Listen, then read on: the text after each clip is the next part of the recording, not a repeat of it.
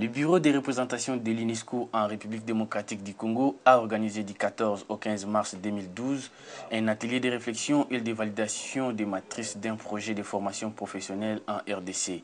Le présent projet, une meilleure éducation pour le développement de l'Afrique, a été formulé suite à une mission menée sur le terrain en 2011, composée d'experts de l'UNESCO et du ministère de l'enseignement primaire, secondaire et professionnel.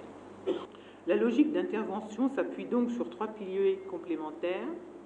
Il s'agit d'accroître l'accès à l'enseignement technique et la formation professionnelle en conférant au projet une utilité qui soit à la fois économique et sociale, en vue de répondre aux besoins du développement économique des populations en quête d'insertion socio-professionnelle ainsi que pour les communautés locales. Il s'agit d'introduire un modèle d'organisation et de fonctionnement des établissements qui leur confère davantage de transparence et de redevabilité, qui soit en adéquation avec les différents modes de formation développés. Il s'agit enfin d'accroître progressivement l'autofinancement des activités des 2 établissements et de réduire en conséquence les frais de scolarisation pour améliorer l'accès des populations marginalisées aux formations dispensées.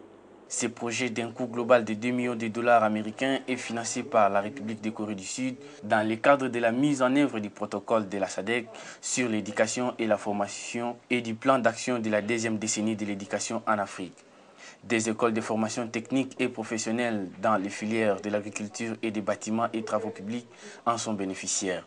Il s'agit de l'Institut technique agricole et vétérinaire d'Intélé et de l'Institut des travaux publics de Bumbu. La situation de l'ETFP dans notre pays souffre de beaucoup de faiblesses, dont les principales sont notamment une faible adéquation formation-emploi, des programmes et des manuels scolaires dépassés, une insuffisance remarquable des outils et machines didactiques, des infrastructures scolaires vétustes. Pour pallier à cet état de choses, le ministère de l'Enseignement primaire, secondaire et professionnel a élaboré un document de la stratégie sous-sectorielle de développement de l'enseignement primaire, secondaire et professionnel qui plaide en faveur d'un pilotage rationnel du développement de tout le système éducatif et adaptation progressive aux mutations technologiques du monde.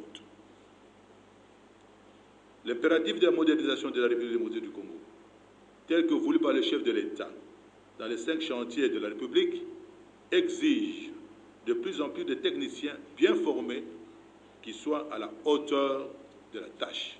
Les activités prévues dans le cadre de ces projets dont l'UNESCO assure l'exécution portent sur le renforcement des capacités organisationnelles, pédagogiques et matérielles de ces 2 écoles. Ces projets s'inscrivent dans la logique d'accroître l'accès des jeunes à l'enseignement technique et formation professionnelle, de consolider la qualité et la pertinence de l'apprentissage dans les 2 écoles. La durée d'exécution de ces projets est de 5 ans, soit de 2012 à 2017.